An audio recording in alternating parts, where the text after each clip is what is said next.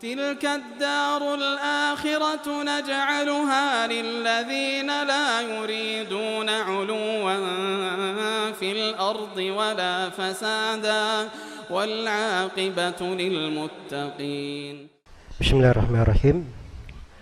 Assalamualaikum warahmatullahi wabarakatuh. Alhamdulillahi hamdan yaliku bi jalalihi wa 'azamatihi. Asyhadu an la ilaha illallah wahdahu la syarika lah. La syarika lahu fi rububiyyatihi wa uluhiyyatihi wa asma'ihi wa sifatihi. Wa asyhadu anna Muhammadan 'abduhu wa rasuluh khairu bariyatihi sallallahu alaihi wa ala alihi wa sahabatihi wa sallama tasliman katsiran amma ba'd. Kaum muslimin dan muslimat, bapak-bapak, ibu-ibu, saudara-saudari sekalian, hadirin dan hadirat yang saya hormati dan saya muliakan. Alhamdulillah, sebuah kesempatan yang baik antara maghrib dan isya ini kita duduk di sebuah rumah dari rumah-rumah Allah Subhanahu wa taala menunggu salat isya.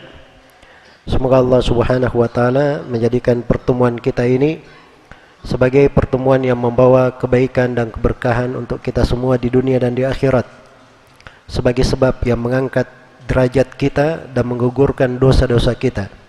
Dan semoga Allah Subhanahu wa taala selalu menerangi hati-hati kita semua dengan cahaya keislaman dan sunnah, dan menguatkan kita di kehidupan dunia pada hal yang dicintai dan diridhai oleh Allah Subhanahu wa taala. Tema pembahasan kita adalah 3 sumber segala akhlak yang mulia. Dan ini berasal dari sebuah hadits yang agung dari Rasulullah sallallahu alaihi wasallam. Dianggap oleh sebagian ulama sebagai hadits-hadits yang merupakan tumpuan pondasi Islam.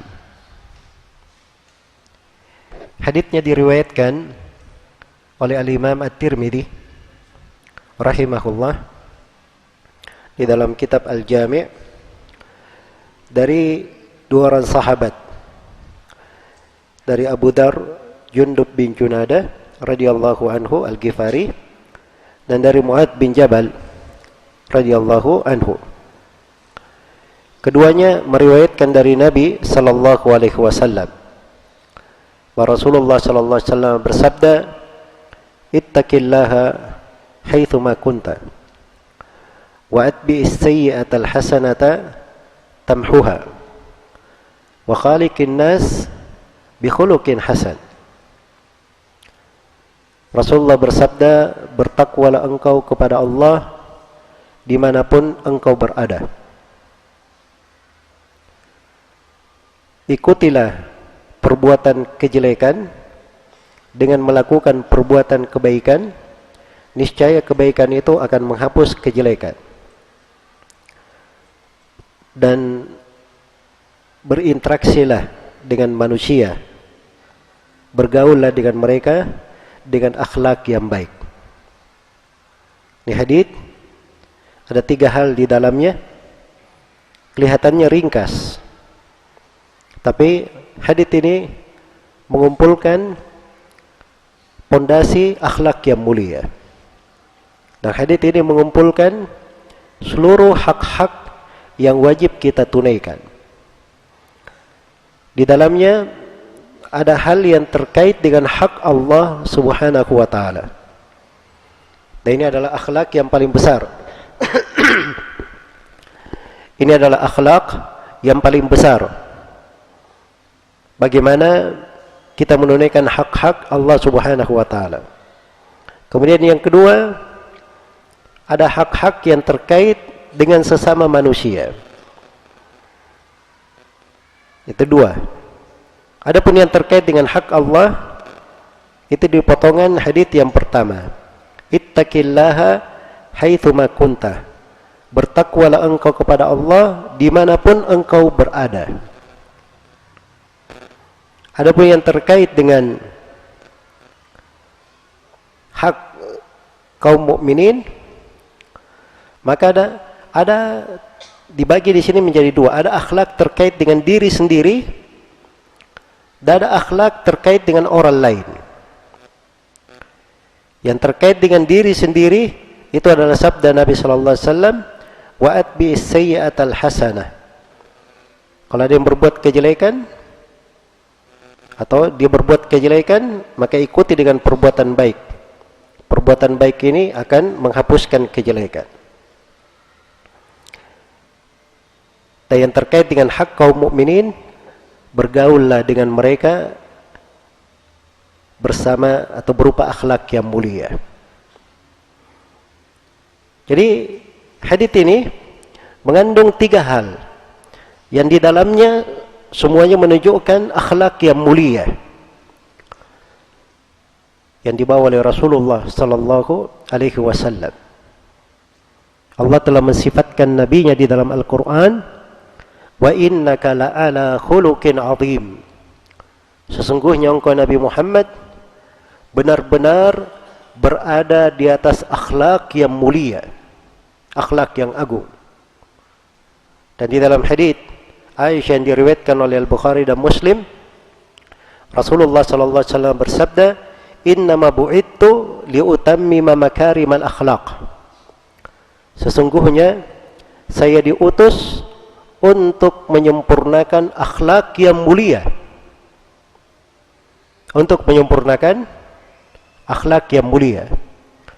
Rasulullah sallallahu alaihi wasallam itu semenjak kecilnya beliau sudah dididik oleh Allah dengan akhlak-akhlak yang agung. Pembawaan dari kecil. Makanya sebelum beliau diutus sebagai seorang nabi, beliau sudah digelari oleh manusia dengan gelar apa?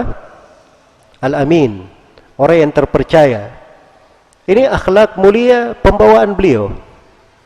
Siapapun yang ketemu dengan beliau, pernah melihatnya, berbicara dengannya sebelum beliau menjadi Rasul, semuanya akan tahu bahwa beliau adalah seorang yang terpercaya. Tidak ada amanah di sisi Rasulullah yang dikhianati atau ditelantarkan. Makanya digelari sebagai Al-Amin. Sebagaimana orang-orang Arab dahulu itu punya kebiasaan, kalau dia punya anak kecil, anak kecilnya itu tidak hidup bersama orang tuanya, tapi dibawa ke perkampungan yang memiliki akhlak yang agung di sana.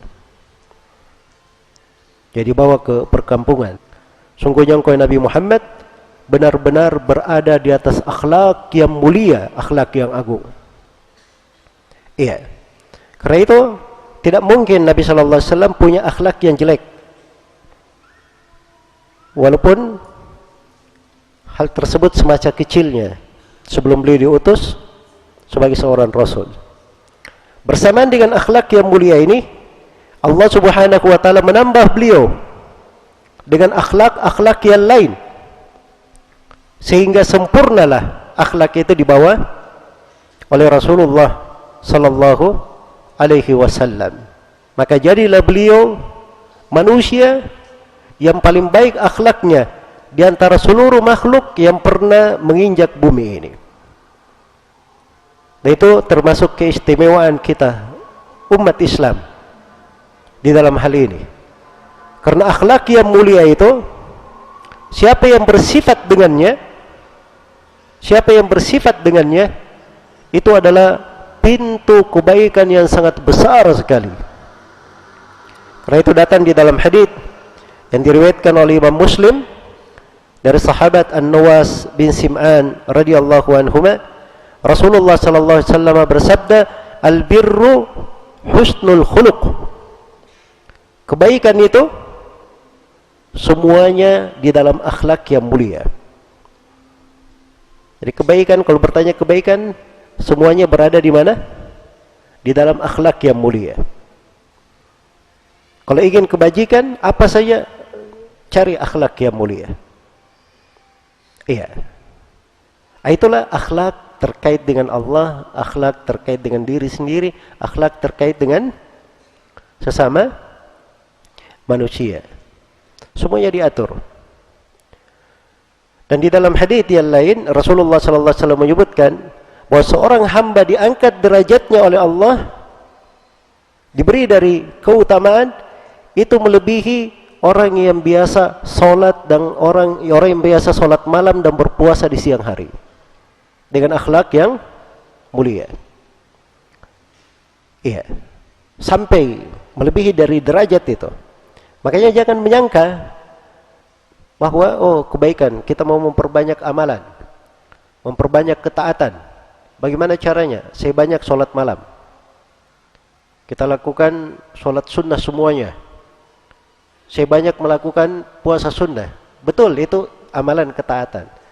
Tapi jangan menyangka pulang ke rumah dalam keadaan tersenyum kepada keluarga, berbuat baik kepada anak dan istri, memenuhi keperluan mereka, ketemu dengan saudara kita di jalan, kita memberi salam,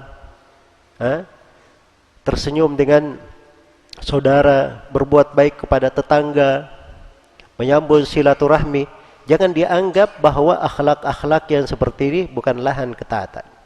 Ingat, sebagian dari akhlak yang mulia itu lebih tinggi derajatnya daripada puasa sunnah dan sholat sunnah.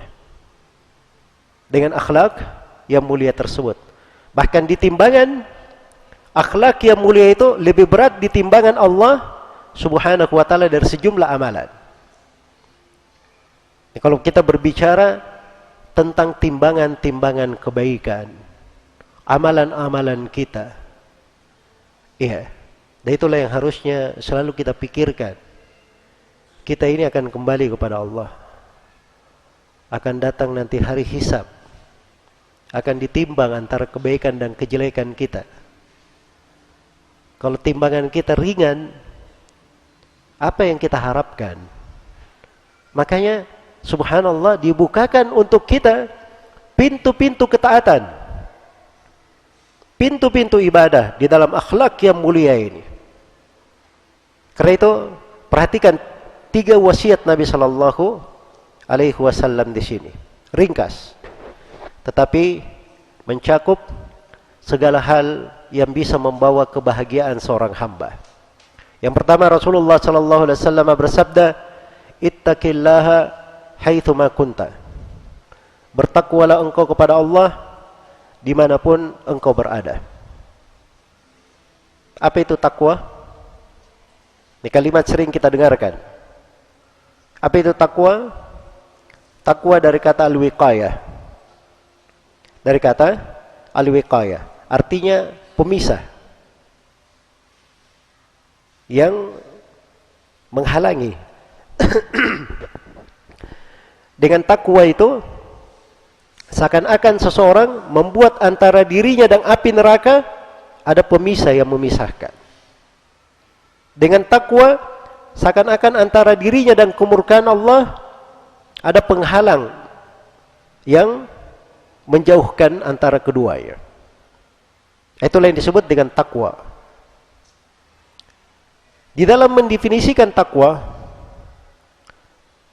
sebagian ulama berkata bahwa takwa itu anta'mala bi ta'atillah ala nurin minallah tarju thawaballah. Takwa adalah engkau beramal dengan ketaatan kepada Allah, di atas cahaya dari Allah engkau mengharap pahala dari Allah. Wa tatruka ma'siyat Allah ala nurin minallah takhafu iqab Allah. Dan takwa adalah engkau meninggalkan maksiat-maksiat kepada Allah di atas cahaya dari Allah.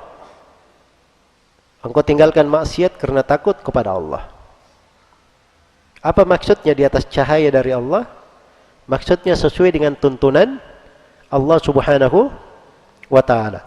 Jadi takwa kesimpulannya di definisi ini dikatakan bahwa melakukan segala ketaatan dan meninggalkan segala larangan. Dia lakukan ketaatan itu karena mengharap pahala dari Allah, dan dia tinggalkan larangan itu karena takut dari siksaan Allah. Itulah yang disebut dengan takwa. Ali bin Abi Thalib pernah ditanya, apa itu takwa? Kata beliau, takwa adalah al-khawfu minal jalil. Kamu takut kepada Allah yang maha agung. Wal isti'dadu liyaumir rahil. Dan kamu bersiap untuk menyambut hari perjalanan kepada Allah Subhanahu wa ta'ala. Ibnu Mas'ud radhiyallahu ta'ala anhu ketika membaca ayat ya ayyuhalladzina amanu taqullaha haqqa tuqatih wa la tamutunna illa wa antum muslimun. Wahai orang-orang yang beriman, bertakwalah kepada Allah dengan sebenar-benar takwa, dan jangan sekali-sekali kalian meninggal kecuali dalam keadaan sebagai seorang muslim. Apa artinya sebenar-benar takwa? Kata Ibnu Mas'ud, ayyuta'a fala yu'sa, wa yudhkar fala yunsa, wa yushkar fala yukfar. Takwa itu, sebenar-benar takwa adalah taat kepada Allah, jangan bermaksiat kepadanya. Selalu berzikir mengingat Allah, jangan pernah melupakannya. Dan selalu bersyukur terhadap segala nikmat Allah, jangan pernah kafir terhadap nikmat apapun. Inilah yang disebut oleh Ibnu Mas'ud dengan ketakwaan sebenar-benar ketakwaan. Bertakwa kepada Allah dengan sebenar-benar takwa. Iya. Kalau kita sudah mengetahui definisi takwa ini, bagaimana takwa tersebut, maka perhatikanlah perintah Nabi sallallahu alaihi wasallam. Kalau kita baca hadits-hadits seperti ini mengandung perintah bagi seorang muslim dan muslimah, itu harusnya dia bayangkan Nabi berdiri di depannya. Dia panggil namanya. Kamu Muhammad, bertakwalah kepada Allah dimanapun kamu berada. Bayangkan Nabi yang berbicara seperti itu kepada kita. Kira-kira bagaimana? Hah? Kita dengar atau tidak? Iya, kita ingat pesannya, harusnya kita ingat sepanjang kita hidup. Itu sebenarnya wejangan Nabi itu untuk setiap orang dari umatnya. Jadi kalau ada hadits dibaca, jangan selalu berpikir, oh ini hadits untuk orang lain. Ya, pertama kita anggap dulu diri kita. Hadits ini diperuntukkan untuk kita. Kalau kita selalu membayangkan seperti itu, maka itu insyaallah ta'ala akan membuat hadits-hadits itu lebih agung dan lebih besar kedudukannya di dalam hati. Iya. Maka Nabi bersabda, ittaqillaha haitsu ma kunta, bertakwalah kepada Allah dimanapun kamu berada. Takwa kepada Allah dalam keadaan sendiri, dalam keadaan di keramaian, dalam keadaan mukim, dalam keadaan perjalanan, di tengah keluarga maupun di tengah kawan-kawan, sebagai seorang yang memiliki kedudukan atau sebagai orang yang biasa, di kondisi apapun, di keadaan apapun, di tempat apapun, bertakwalah kepada Allah. Itu kunci keselamatan. Karena takwa ini adalah wasiat Allah Subhanahu wa ta'ala kepada seluruh makhluk yang terdahulu maupun yang akan datang. Dan kita umat Islam, umat yang paling terakhir, kita juga diberi wasiat oleh Allah untuk selalu bertakwa. Allah berfirman, "Walaqad wassayna alladziina utul kitaba min qablikum wa iyyakum anittaqullah." Sungguh kami telah berwasiat kepada ahlul kitab sebelum kalian, dan juga kepada kalian wahai umat Islam, hendaknya kalian bertakwa kepada Allah Subhanahu wa ta'ala. Takwa, siapa yang bertakwa kepada Allah, menjalankan segala perintah, meninggalkan segala larangan, maka Allah Subhanahu wa ta'ala akan memberikan untuknya berbagai kebaikan. Di dalam Al-Quran itu ada sebagian ulama yang menulis buku di masa sekarang, Syekh Muhammad bin Shalih Al-Utsaimin Beliau menulis buku judulnya Fawaidut Taqwa, manfaat-manfaat takwa. Beliau sebutkan 100 manfaat takwa dari ayat-ayat Al-Quran saja. Hanya dari mana? Ayat-ayat Al-Quran. 100 manfaat takwa. Di antara manfaat takwa tersebut, Allah Subhanahu wa taala berfirman, "Ya ayyuhalladzina amanu taqullaha wa aminu bi rasulihi yu'tikum kiflaini min rahmati wa yaj'al lakum nuran tamshuna bihi wa yaghfir lakum wallahu ghafurur rahim." Wahai orang-orang yang beriman, bertakwalah kalian kepada Allah dan berimanlah kepada Rasulnya, maka pasti Allah akan memberi untuk kalian 2 bahagian dari rahmatnya. Siapa yang ingin selalu dirahmati oleh Allah, maka perhatikan diri di atas ketakwaan. Semakin seorang itu berada di atas ketakwaan, maka rahmat Allah akan semakin selalu bersamanya. Diberi 2 bahagian dari rahmat, bukan sembarangan. Bagaimana perhatian Allah kepadanya. Kemudian dia diberi cahaya, berjalan dengan cahaya tersebut. Manusia dalam kegelapan, dia ada cahaya meneranginya. Dia bisa melihat jalan itu. Itulah orang yang bertakwa. Dengan ketakwaannya, dia bisa memiliki banyak solusi. Ada jalan keluar terhadap masalah-masalah yang dia lalui.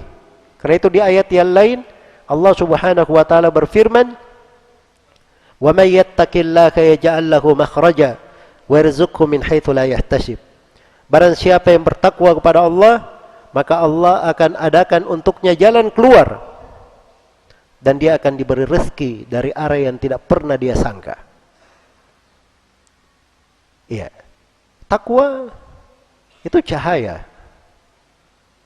Ada masalah apa saja bisa diselesaikan dengan ketakwaan. Kemudian yang ketiga, wa yaghfir lakum, dan akan diampuni dosa-dosa kalian. Itu sebab pengampunan dosa. Sebab pengampunan dosa. Semakin seorang itu menjalankan apa yang diperintah, semakin gigih dia meninggalkan apa yang dilarang, maka itu adalah sebab pengampunan untuknya. Hal yang menggugurkan dosa-dosanya. Makanya wajar kalau Nabi berkata, ittaqillaha haitsu ma kunta. Bertakwalah kepada Allah dimanapun engkau berada. Iya. Ketakwaan kepada Allah itu penting dimanapun kita berada. Karena diri ini perlu rahmat Allah dimanapun dia berada. Dan kita ini memijak bumi. Ada tanah yang kita pijak. Ini negeri yang kita pijak adalah negeri kaum muslimin hidup di dalamnya. Kalau kita bertakwa kepada Allah, maka akan turun kebaikan juga di negeri yang kita pijak. Iya. Karena itu Allah Subhanahu wa taala berfirman, "Walau anna ahlal qura amanu wattaqau lafatahna lahum barakatim minas sama'i wal ard." Andai kata penduduk negeri beriman dan bertakwa, kami akan bukakan untuk mereka berkah-berkah dari langit dan bumi. Berkah-berkah dari mana? Langit dan bumi. Itu dengan takwa. Dengan takwa, seseorang akan meraih derajat kewalian. Ya. Derajat apa? Kewalian. Wali di sisi Allah. Ya, jangan ada yang menyangka wali itu keturunan. Kalau dia keturunan begini, punya nasab begini, maka dia adalah wali. Itu tidak ada hitungannya di dalam syariat. Bahkan dalam hadits riwayat Bukhari dan Muslim, Nabi berkata, keluarga fulan ada hubungan kerabat dengan Nabi. Itu bukan waliku, kata Nabi. Wali saya adalah al-muttaqun. Waliku, kata Nabi, orang-orang yang bertakwa. Mau menyambung kerabat dengan Nabi, jalurnya adalah jalur takwa. Jalur takwa. Karena itu dengan takwa ini seorang dikumpulkan bersama Nabi sallallahu alaihi wasallam. Iya. Dengan takwa seorang menyeraih derajat kewalian. Allah berfirman, "Ala inna awliya Allahi la khaufun alaihim wa la hum yahzanun, alladzina amanu wa kanu yattaqun." Ketahuilah bahwa wali-wali Allah itu tidak ada rasa takut terhadap mereka dan tidak ada pula rasa khawatir. Siapa wali-wali Allah ini? Orang-orang yang beriman lagi bertakwa. Sebutkan syaratnya, keimanan dan apa? Ketakwaan. Maka siapa yang bertakwa kepada Allah, dia adalah wali Allah. Dia adalah wali Allah subhanahu wa ta'ala. Bukan dari syarat orang yang bertakwa, dia tidak pernah jatuh di dalam dosa. Jadi jangan berkata wali itu ini sudah kebal dosa atau sudah apa? Maksum dari dosa. Itu tidak ada ceritanya seperti itu. Iya, para nabi saja ada melakukan kesalahan. Iya. Karena itu di hari kiamat Nabi Adam hanya menyebut kesalahan yang pernah dia lakukan ketika diminta oleh manusia supaya memohon kepada Allah, hisab disegerakan. Nabi Adam berkata, saya pernah berbuat dosa. Maka hari ini saya hanya memikirkan diriku, diriku, dan diriku. Pergi kalian kepada Nabi Nuh.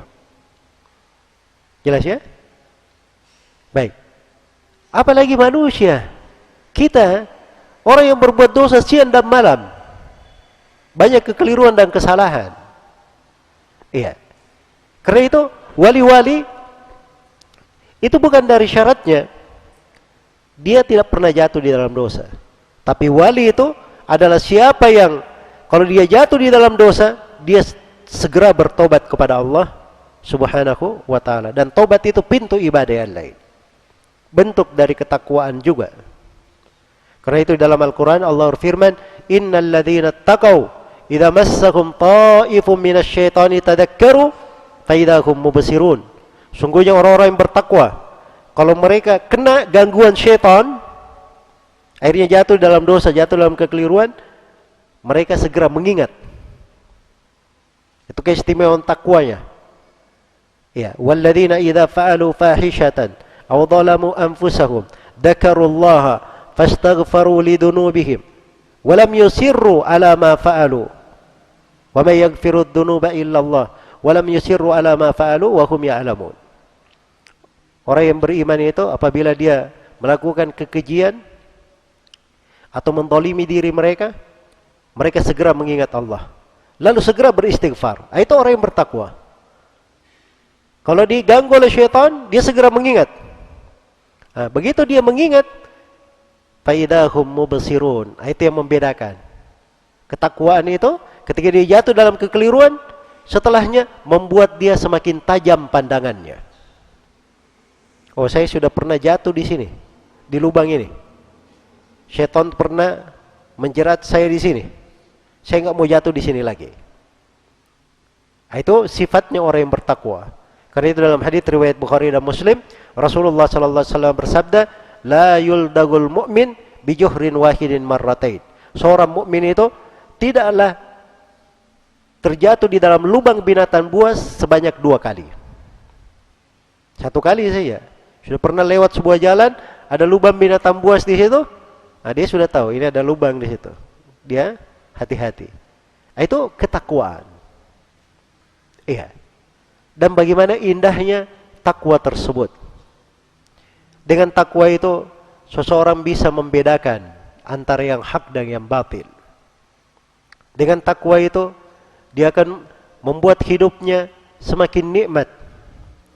Dan dengan ketakwaan itu Allah subhanahu wa ta'ala akan menyelamatkannya pada hari kiamat.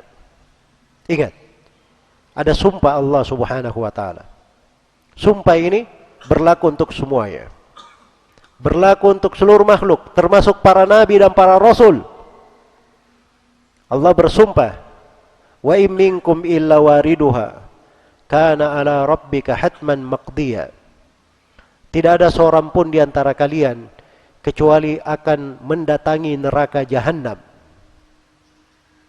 Itu adalah ketentuan yang sudah dipastikan oleh Allah, tidak akan berubah. Jadi setiap dari kita ini, bahkan para nabi dan para rasul, itu akan mendatangi neraka jahanam.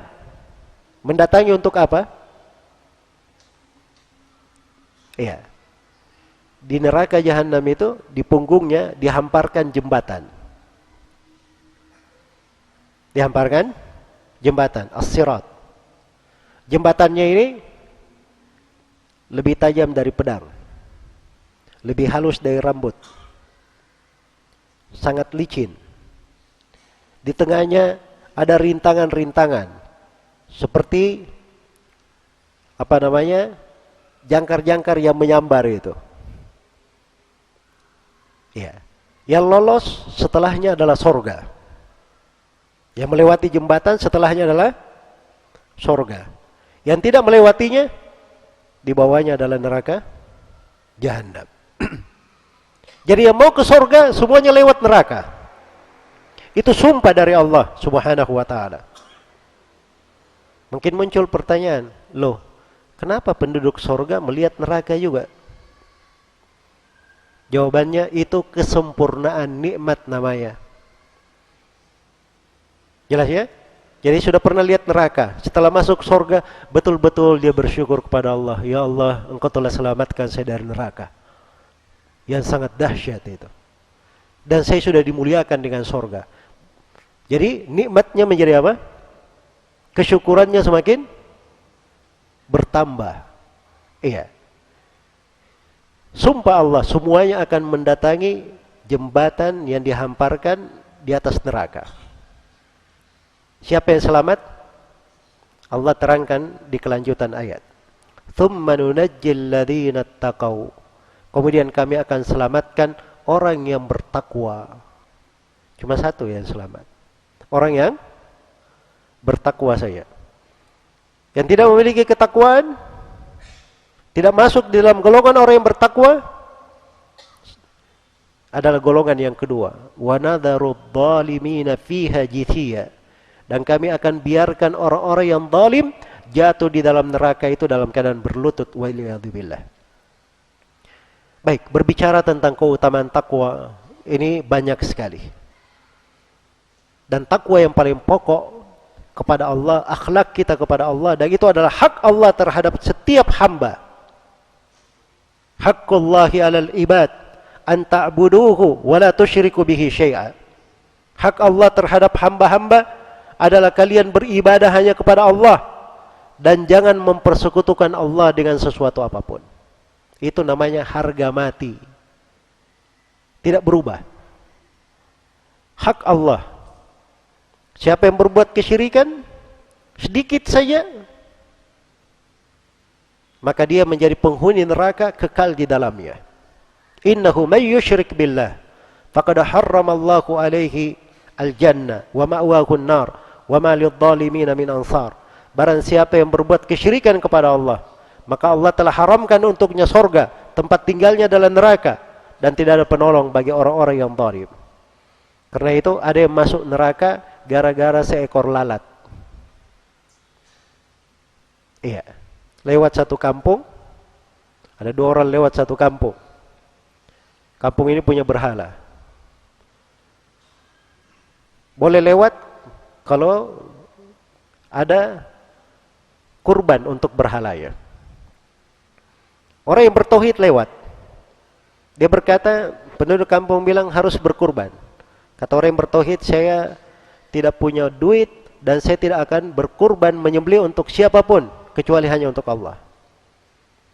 Maka dia pun dibunuh. Masuk surga gara-gara seekor lalat. Tapi kebalikannya, dia lewat, penduduk kampung berkata harus menyembelih walaupun seekor lalat. Dia ambil seekor lalat, dia sembelih. Dia masuk neraka gara-gara seekor lalat. Jangan berkata, kan cuma seekor lalat. Disitulah takwa namanya. La tamdurul ila sigharil ma'siyah, undur ila man asait. Jangan kamu lihat kepada kecilnya maksiat, tapi lihat kamu itu bermaksiat kepada siapa. Kepada Allah kamu bermaksiat. Apalagi kesyirikan, itu hak Allah subhanahu wa ta'ala. Allah tidak ridha diberikan kepada siapapun.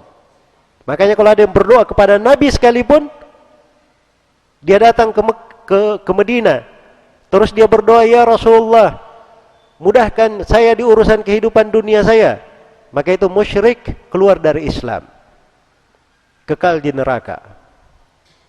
Walaupun dia minta kepada Nabi sallallahu alaihi wasallam, karena Nabi sama dengan makhluk yang lainnya, tidak ada hak di situ. Itu adalah hak murni Allah subhanahu wa ta'ala. Ini bukan masalah sederhana, karena itu di banyak ayat Al-Quran, ketika datang penjelasan takwa, itu ditafsirkan oleh para ulama ahli tafsir dengan makna tauhid, dengan makna mentauhidkan Allah subhanahu wa ta'ala dan memurnikan ibadah kepadanya. Maka ini hak yang paling besar, akhlak yang paling agung yang hendaknya kita berakhlak kepada Allah di dalam hal tersebut. Dan orang yang paling baik akhlaknya kepada Allah itu adalah orang yang paling memahami agama. Dan orang yang paling memahami tentang Asmaul Husna, nama-nama Allah dan sifat-sifat Allah subhanahu wa ta'ala. Kemudian yang kedua, Rasulullah sallallahu alaihi wasallam bersabda, wa atbi'is sayyi'atal hasanah tamhuha. Ikutilah perbuatan kejelekan dengan perbuatan baik, maka kebaikan ini akan menghapus kejelekan. Iya. Kalau seorang berbuat kekeliruan, berbuat dosa, bagaimana cara dia menghapus dosa-dosanya? Caranya dengan dia berbuat baik. Itu salah satu cara menggugurkan dosa. Karena itu datang seorang sahabat kepada Nabi sallallahu alaihi wasallam. Dia berkata, ya Rasulullah, saya berbuat dosa. Saya mencium seorang perempuan yang bukan mahramku. Maka Nabi sallallahu alaihi wasallam terdiam. Maka turunlah ayat Al-Qur'an. Iya. Turun ayat Al-Qur'an, aqimis salata tarafain nahari wa zulafan minal lail. Innal hasanati yudhibna as-sayyi'at. Tegakkanlah salat di dua ujung siang. Maksudnya salat subuh, salat duhur dan salat asar, dan di waktu di malam hari, maksudnya salat maghrib dan salat isya. Tegakkanlah salat di dua ujung siang dan di malam hari. Sesungguhnya kebaikan-kebaikan akan menghilangkan kejelekan-kejelekan. Iya. Karena itu bagi siapa yang ingin bertobat, dia pernah berbuat kekeliruan, kejelekan, dia ikuti dengan perbuatan yang baik. Dia berbuat dari amalan-amalan yang baik. Iya. Dia pernah mengambil hak orang, maka dikembalikan hak itu kepada pemiliknya. Pemiliknya dia tidak temukan lagi, maka dia memberi hal yang sama kepada manusia, dia sedekahkan, agar supaya itu bisa menjadi kebaikan untuk orang tersebut dan kebaikan untuk dia nanti di pengadilan Allah di hari kiamat. Ada pengadilan Allah. Setelah jembatan itu tadi saya sebut, ada lagi namanya qantarah. Ada jembatan lagi setelahnya. Jembatan ini, disitulah terjadi qisas. Jadi penduduk surga ini sudah lewat jembatan neraka kan, artinya dia ke surga harusnya. Qantarah ini, di situ masih ada qisas lagi. Orang datang dengan pahala kebaikan, dengan sholat, puasa, zakat, tapi dia datang dalam kondisi dia setelah mentolimi si fulan, memakan harta si fulan, menumpahkan darah si fulan, memaki si fulan, memukul si fulan. Semuanya yang dia zalimi datang menuntut. Ada yang menuntut, dia bayar kebaikan, bayar. Habis kebaikannya, masih ada yang menuntutnya, diambil dosa orang tersebut, diambil dosanya. Setelah itu dia dilemparkan ke neraka, waliyadzubillah. Ini orang yang merugi. Iya. Makanya berbuat baik, ada kejelekan dilakukan, ikuti dengan berbuat baik. Ustaz, saya pernah dahulu meninggalkan sholat, tapi sekarang saya sudah tobat. Sholat itu nggak bisa diganti, tidak bisa diqadha sholat itu. Untuk menyelesaikannya, caranya bagaimana? Untuk sholat, Caranya kita memperbanyak dari sholat sunnah. Perbanyak dari sholat sunnah supaya bisa menjadi bekal menutupi kewajiban yang sudah bolong sebelumnya. Iya. Begitu caranya. Maka ini kaidah. Demikian pula terkait dengan hal yang lain. Andai kata ada orang yang berbuat kejelekan kepada kita, maka jangan kita balas dengan perbuatan jelek pula. Kita balas dengan kebaikan. Itu yang paling baiknya. Walaupun ada hak kita membalasnya, ya, karena Allah berfirman, wa jazaa'u sayyi'atin sayyi'atun mithluha. Balasan perbuatan jelek boleh dibalas dengan kejelekan semisal dengannya. Tetapi faman afa wa aslaha fa ajruhu 'ala Allah. Siapa yang memaafkan dan mengadakan perbaikan, pahalanya ditanggung oleh Allah. Kalau dia memaafkan lebih hebat. Idfa billati hiya ahsan fa idzal ladzi bainaka wa bainahu adawa ka'annahu waliyyun hamim. Balaslah perbuatan jelek dengan hal yang baik. Maka orang yang tadinya benci kepada kamu, dia bisa berubah menjadi orang yang sangat menyayangimu. Kemudian yang ketiga, Rasulullah sallallahu alaihi wasallam bersabda, wa khaliqun nas bi khuluqin hasan, wa khaliqin nas bi khuluqin hasan. Bergaullah dengan manusia, berinteraksilah dengan manusia dengan akhlak yang baik, dengan akhlak yang hasan. Iya, banyak akhlak yang mulia, akhlak yang baik. Ada yang terkait dengan hati, ada yang terkait dengan lisan, ada yang terkait dengan tubuh. Hati misalnya, seorang itu tidak ada kedengkian terhadap siapapun dari kaum muslimin. Itu namanya salamatus sadr, keselamatan hati. Terhadap Nabi dan para sahabat dia sangat cinta. Terhadap kaum muslimin dia tidak ada dendam dengki, ingin kebaikan untuk mereka. Dan terhadap pemerintah pun, walaupun berbuat kezaliman, dia tidak ada dendam, benci di dalam hatinya. Malah dia bersabar mendoakannya.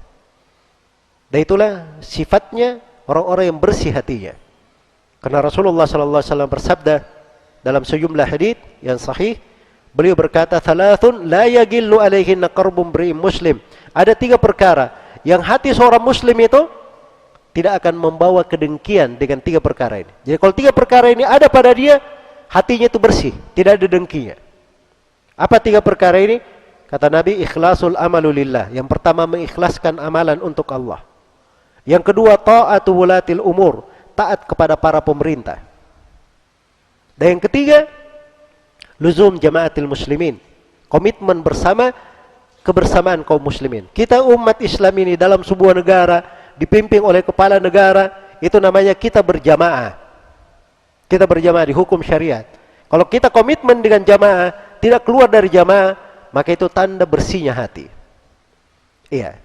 Tidak usah berkata, oh saya mengkritik pemerintah, ini saya menghendaki kebaikan untuk kaum muslimin. Tidak, kamu dusta.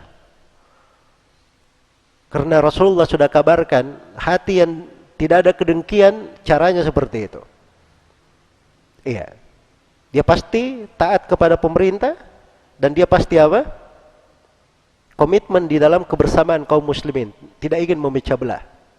Andai kata kamu jujur, ingin kebaikan untuk umat, maka kamu tidak berbicara di depan umum, datangi pemerintahnya, nasihati dia secara langsung. Itu baru penasihat namanya.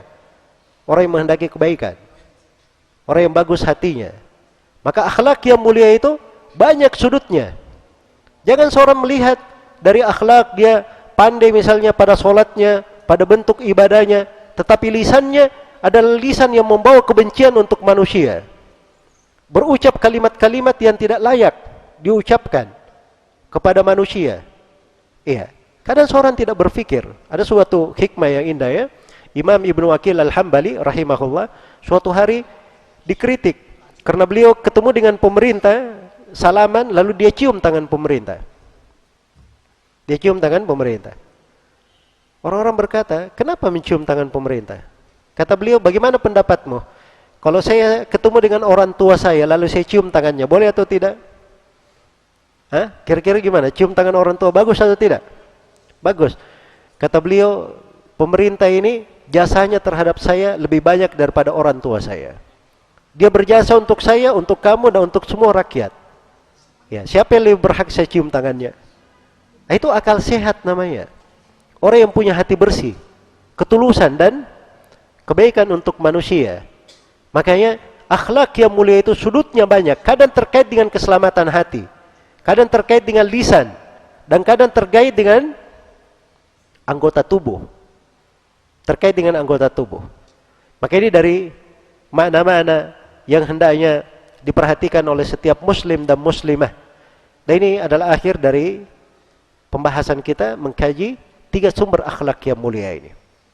Dan ini 3 hal kalau diperhatikan dengan seksama, dan kalau kita jabarkan dengan meluas, itu akan kelihatan seluruh akhlak yang mulia bermuara kepada 3 hal ini yang disebutkan oleh Rasulullah sallallahu alaihi wasallam. Ittaqillaha haitsuma kunta, bertakwalah kepada Allah dimanapun engkau berada. Wa atbi'is sayyi'atal hasanata tamhuha, setelah perbuatan kejelekan ikuti dengan perbuatan yang kebaikan, maka kebaikan akan menghapus kejelekan. Wa khaliqin nasa bi khuluqin hasan, dan bergaullah dengan manusia dengan akhlak yang mulia. Semoga Allah Subhanahu wa taala memuliakan kita semua dengan 3 sifat yang agung ini, menjaga kita semua di atas keislaman, mewafatkan kita semua di atas apa yang dicintai dan diridhai oleh Allah Subhanahu wa taala. Sebagaimana Allah yang mengumpulkan kita di tempat ini dalam suasana ketaatan, semoga Allah Subhanahu wa taala selalu mempertemukan kita di kehidupan dunia ini di atas kebaikan, dan mengumpulkan kita semua kelak di kemudian hari di surganya yang penuh dengan keutamaan. Innahu waliyyu dzalika wal qadiru alaihi wallahu taala alam.